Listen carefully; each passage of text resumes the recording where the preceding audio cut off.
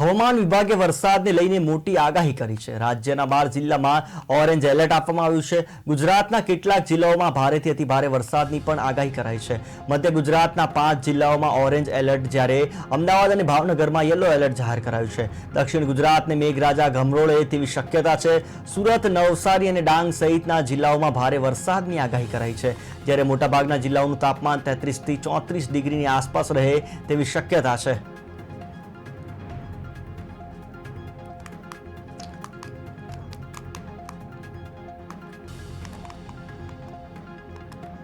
સુરત જિલ્લાઓમાં ભારે વરસાદની આગાહી કરાઈ છે, જ્યારે મોટાભાગના જિલ્લાઓનું તાપમાન 33 થી 35 ડિગ્રી સુધીનું આસપાસ રહે તેવી શક્યતા જળવાઈ રહી છે। આપ જોઈ રહ્યા છો કે દક્ષિણ ગુજરાતમાં મેઘરાજા દક્ષિણ ગુજરાતને ગમરોળે તેવી શક્યતા સેવાઈ રહી છે।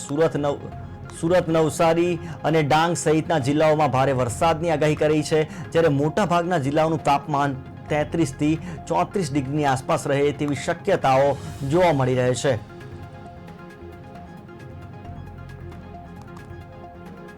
ગુજરાતના 5 જિલ્લામાં ઓરેન્જ એલર્ટ જાહેર છે, જ્યારે અમદાવાદ અને ભાવનગરમાં યલો એલર્ટ જાહેર કરાયું છે। દક્ષિણ ગુજરાતને મેઘરાજા ગમરોળે તેવી શક્યતા સેવાઈ રહી છે, જ્યારે સુરત, નવસારી અને ડાંગ સહિતના જિલ્લાઓમાં ભારે વરસાદની આગાહી કરાઈ છે, જ્યારે મોટા ભાગના જિલ્લાઓનું તાપમાન અત્યારે 33 થી 34 ડિગ્રીની આસપાસ રહે તેવી શક્યતાઓ જોવા મળી રહી છે। હવામાન વિભાગે ગુજરાતના 5 જિલ્લામાં ઓરેન્જ એલર્ટ જાહેર કર્યું છે, જ્યારે અમદાવાદ અને ભાવનગરમાં યલો એલર્ટ જાહેર કરાયું છે। દક્ષિણ ગુજરાતને મેઘરાજા ગમરોળે તેવી શક્યતાઓ સેવાઈ રહી છે, અને એ સાથે ગુજરાતના કેટલાક જિલ્લાઓમાં ભારેથી અતિ ભારે વરસાદની પણ આગાહી કરાઈ છે।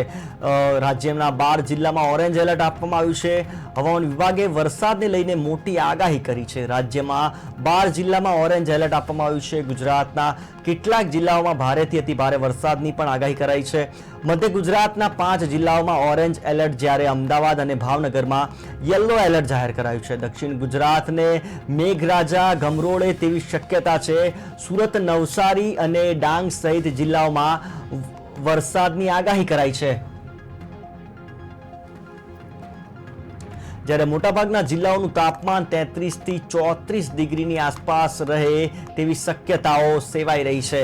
આજે હવામાન વિભાગ દ્વારા આગાહી કરવામાં આવી છે। ગુજરાતના કેટલાક જિલ્લાઓમાં ભારેથી અતિ ભારે વરસાદની પણ આગાહી કરાઈ છે।